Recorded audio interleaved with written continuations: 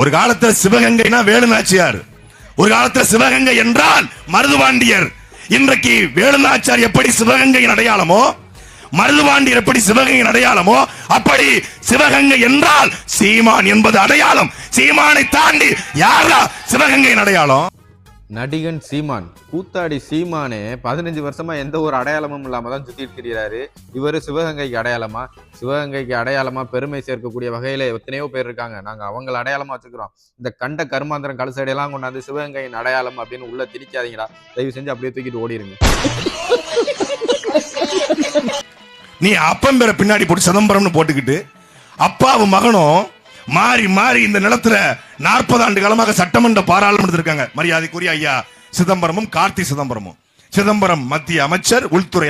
தம்பி சாக்கடை, நம்மளோட பேருக்கு பின்னாடி அப்பன் பேரை வச்சுக்கிறது நம்ம பெருமை, அது நம்ம அப்பாவுக்கு கொடுக்குற மரியாதை. அதனால ஒன்றும் தப்பு கிடையாது.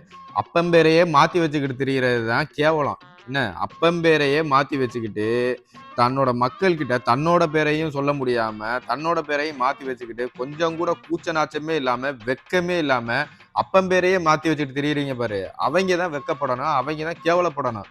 என்ன அப்பம்பேரை எவனாவது மாத்தி வைப்பாங்களா? இந்த கேவலம், இந்த கொடுமை எல்லாம் ஏன் நடக்குமா? ஷோ, அப்பம்பேரை வெளியில சொல்ல வக்கில்லாதவங்க எல்லாம் தமிழ்நாட்டுல வந்து நாங்க தான் தமிழ் தாயின் பிள்ளைகள்னு அரசியல் பண்ணிட்டு இருக்காங்க. இந்த கொடுமையை எங்க போய் சொல்ல? இப்போ வந்து சிவகங்கையின் பிள்ளை ஆயிட்டார் இவர். என்ன, காரைக்குடியில போட்டிடுறதுனால சிவகங்கையின் பிள்ளை. போன தேர்தலில் எந்த ஊர்ல பிள்ளையா இருந்தாரு? திருவெற்றியூர்ல பிள்ளையா இருந்தார். அதுக்கு முந்தின தேர்தலில் எந்த ஊர்ல பிள்ளையா இருந்தாரு? இப்படித்தான் ஒவ்வொரு தேர்தலும் ஒவ்வொரு ஊர்ல இதான் என்னோட தாய், இதான் என்னோட பிள்ளைன்னு போய் அடைக்கலம் ஆயிடுவாங்க. இனி அடுத்த தேர்தலில் எந்த ஊர்ல எந்த தாய்க்கு பிள்ளையா இருக்க போறாங்கன்னு தெரியல. இவங்களை நம்பி நாட்டை ஒப்படைக்கணுமா? நாட்டை ஒப்படைச்சின்னு வச்சுக்கோவேன், அடுத்து இப்படித்தான் மாத்தி மாத்தி ஓடிக்கிட்டே இருப்பாங்களே தவிர ஒரு நிலைப்பாட்டோட நிக்க மாட்டாங்க. இவங்க வந்து இன்னைக்கு காரைக்குடியில நிக்கவும் சிவகங்கையின் பிள்ளை, சிவகங்கை தாய்மண் அப்படின்றாங்க. நீ அடுத்த தேர்தலுக்கு எது தாய்மண்ணு, யாருக்கு பிள்ளையா இருக்க போறாங்கன்னு தெரியல.